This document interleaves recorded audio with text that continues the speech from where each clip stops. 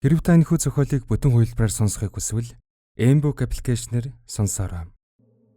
6 дугаар хэсэг. Нар шингэж гадаа төргөн зур харанхуй болж эхэлжээ.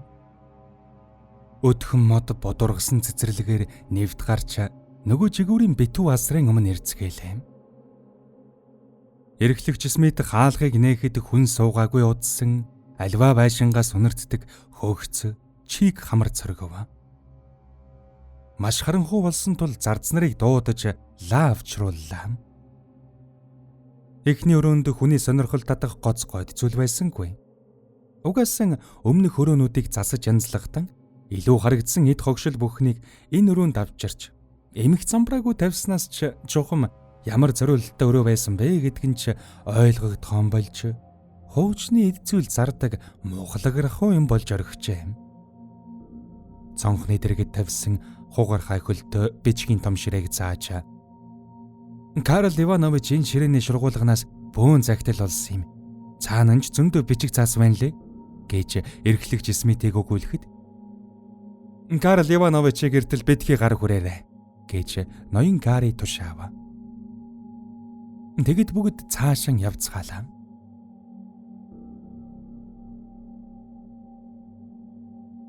Өрөөнүүд нь онцгой сонин юмгүй боловч бараг ямар байсан тэр янзааран хадгалагдсан үлдэжээ.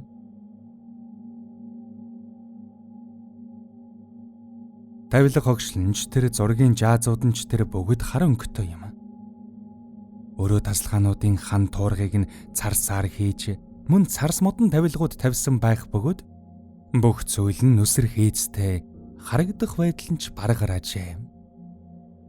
Нэгэн өрөөний хананд өлгөөтэй байсан хөрөг нийтийн анхаарлыг эрэхгүй татав. Харанхуй бөөдгөр орчинд буй тансаг алтан чааз өөрийн эрэхгүй хүний харцыг булаахажээ.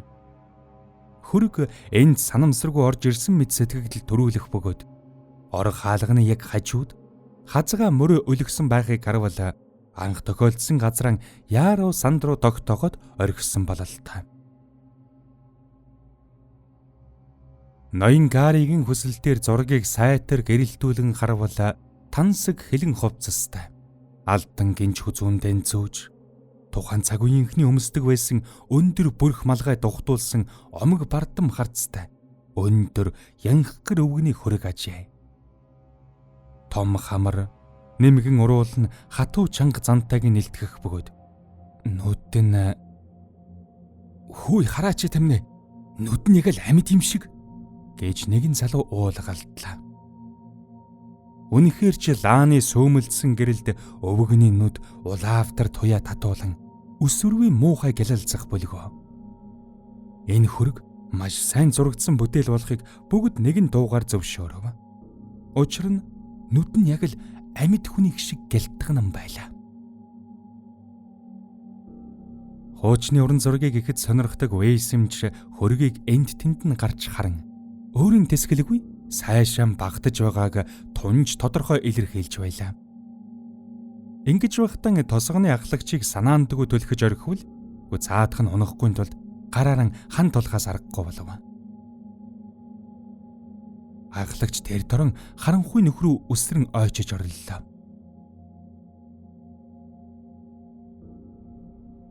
Бүгд хөргийг мартан өвгөн туслахаар ухасгийв. Тэгэхнэн ахлагч өвгөн бад бүх хан тулаад авлаа гэсэн чинь нууц өрөөний хаалгыг гараараа санамсаргүй түлхэж хаалгач онгойн өвгөн унсан нь тэр байжээ. Азар өвгөн ихэд айснаас өөрөөр бэртэж гэмтэн сүйдтэй явдал болсонгүй. Санамсаргүй нэгдсэн өрөөг бүгд ихэд сонирхон яаран орцгоолоо. Өмнө нь анжтын байшин үзэж явахтан ийм өрөө байдгийг мдээгүй хэмээн эрхлэгч Смит хийгээд түүний туслахуд баталж байлаа.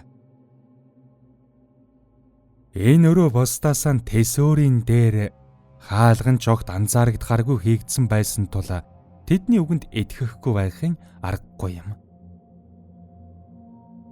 Венец маягийн саруул уудам цонхнууд үнтэй бөгөөд хээнцэр ганган тавилга сэлтийг нь харуул өнөөх цус сарагч болсон бүсүүд бүсгүй л ундлахын өрөө байж таармараажээ.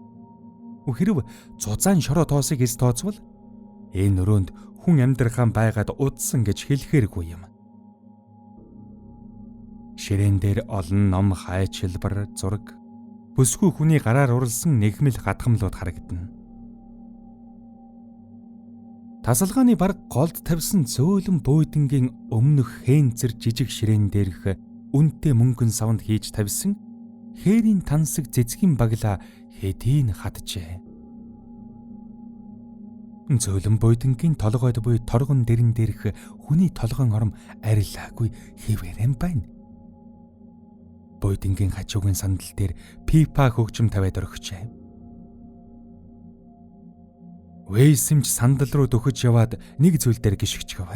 Харин тэр зүйл нь алтан хүрээтэй харах автастаа жижигвтер ном байлаа.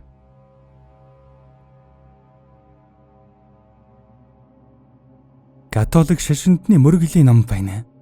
Нүүрэн дээр нь эмэгтэй хүний гоёмсог сайхан бичгээр эзэж цуцсан хүний гараар зовлонт бүсгүй төлөө залбирах тун гэж бичжээ. Зөөлөн буудангийн хөлд тод хүрэн улаан өнгийн дэгжин саглаг хилэн нөмрөг бас хэдэн хатсан сарнай цэцэг байлаа. Зовлонт бүсгүй төлөө залбирах тун гэсэн талигаач бүсгүй сүүлчийн гуйлтыг Вэйсэмж уншихад хүмүүсийн инээлдэж хөгжилдөг чимээ намдаж тэр бүсгүй ширэл яг одоо энэ тасалгаанд байгаа мэт бүгд дууган хураацгаалаа. Энэхүү өрөөний бүх зүйл хинч гар хүрээгүй. Байсан янзаараа байгаа нь энэхүү сэтгэгдлийг уламж лавшруулах ажээ.